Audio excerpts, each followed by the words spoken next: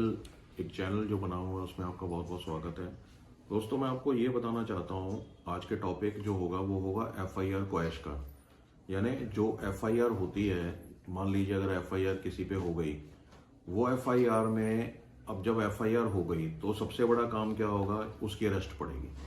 अब अरेस्ट से बचने के लिए या कुछ ऐसे तथ्य होते हैं भाई कि चलो एफआईआर में जो तथ्य हैं झूठे तथ्य बनाए हुए हैं, कोई फॉल्स एंड फैब्रिकेटेड केस भी बना देते हैं, कोई किसी पे इल्जाम लग गया, कोई असली बात कुछ और निकले तो वो फंस जाता है, तो उस पर एक एफआईआर हो गई।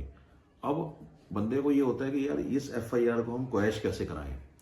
देखो दोस्तों, अब ये जो वीडियो है ये देख रहे होंगे कुछ एडवोकेट्स भी देख रहे होंगे, वकील साहब भी देख रहे होंगे, कुछ लॉ स्टूडेंट्स भी देख रहे होंगे, कुछ एक आम पब्लिक भी देखती है।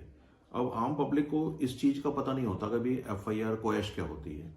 दोस्तों, एफआईआर जो क्वैश होती है, क्वैश कराना, ये सिर्फ हाई कोर्ट से ही हो सकती है, ऑनरेबल हाई कोर्ट से हो सकती है।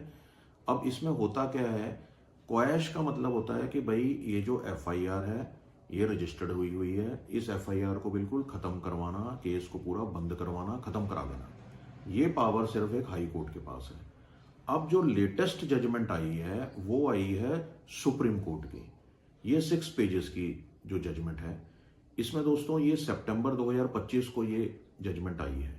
ये जो केस का नाम था, ये जजमेंट जिसमें आई है वो है Pradnya Pranjal Kulkarni versus state of Maharashtra.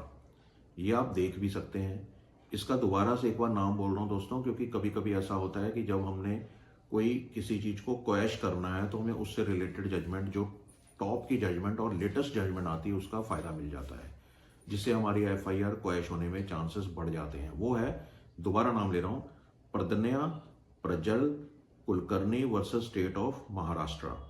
6 pages की जजमेंट है, सितंबर 2025 की, सुप्रीम कोर्ट की। दोस्तों, अब क्या होता है, देखो एफआईआर जब एक बार हो जाती है तो पुलिस थाने में एफआईआर हो गई, बंदा जो है उसको डर पड़ जाता है कि भी मेरी गिरफ्तारी कभी भी पड़ सकती है। और इसमें 2 चीजें आती हैं। एक सेक्शन आता है दोस्तों, वो आता है 528 BNS, यानी 528 BNS। अब होता क्या है, इसमें भी हम पिटीशन दे सकते हैं, एप्लीकेंट पिटीशन दे सकता है, एप्लीकेशन दे सकता है कि भाई हाई कोर्ट में कि मेरी ये फलानी फलानी एफआईआर है, फलाने फलाने थाने की है, फलाने फलाने इंटरसेक्शन में है, इसमें ये तथ्य पाए गए हैं और ये उस दिन से रिलेटेड नहीं है, झूठे हैं, गलत हैं, और उस समय मैं कहाँ था उसकी कोई वीडियोग्राफी, उससे डिटेल्स, यानी वो सारी चीजें जिससे आप ये शो कर सकते हो कि भाई आप सच्चे हो बिल्कुल, तो वो देके आप 528 BNS में आप अपनी क्वैश करवा सकते हो एफआईआर को हाई कोर्ट से, मानयोग हाई कोर्ट से। अब आती है बारी कि मान लीजिए चार्जशीट जो है, वो चार्जशीट उन्होंने वहां पेश करनी होती है पुलिस वालों ने कोर्ट में, ट्रायल कोर्ट में। अब ट्रायल कोर्ट के जो जज साहब हैं, उन्होंने अपना जुडिशियल माइंड लगाना होता है कि भाई क्या इसमें मैं अब आगे क्या स्टेप लूं, ये चार्जशीट जो है इसमें अब मैं आगे क्या स्टेप लूं। अब उसमें चार्जशीट से पहले पहले अगर चार्जशीट नहीं लगी है तो उससे पहले हमारे पास एक और प्रावधान है, वो है 226 आर्टिकल का, 226 आर्टिकल जो है कॉन्स्टिट्यूशन का, उसमें हम तब ये एप्लीकेशन लगा सकते हैं क्वैश कराने के लिए।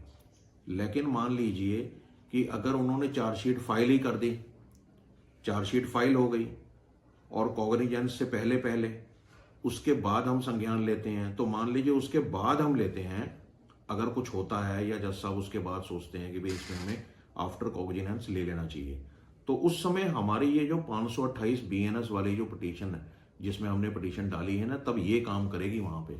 इसलिए दोस्तों, इस चीज को सोचो कि ये बहुत ही एक अच्छी जजमेंट और बढ़िया जजमेंट आई है, जिसमें इन्होंने साफ पावर दे दी है 528 की कि भाई इसमें BNS में जाओ, इस 528 BNS में के अंडर जाओ, वहां अपनी क्वैश करवा लो। तो दोस्तों, मैं आपको यही बोलूंगा कि आप इस जजमेंट को अच्छे से समझिए और पढ़िए, और उसके बाद में आपके जो वकील साहिबान हैं उनसे कह के ये अपना जो प्रोसेस है इसको पूरा करवाइए। और ये एक जानकारी है, ये एक जो चैनल बनाया गया है, ये एक सिंपल एजुकेशनल चैनल है, जिसमें आपको लीगल व्यूज का पता चलता है कि लीगल है क्या है। आपको दोस्तों जानकारी अच्छी लगे तो इसको जरूर लाइक और सब्सक्राइब कर दीजिए, ताकि और ऐसे कई वीडियोस आएंगे जो आपको बताएंगे कि भी लॉ क्या है। Thank you.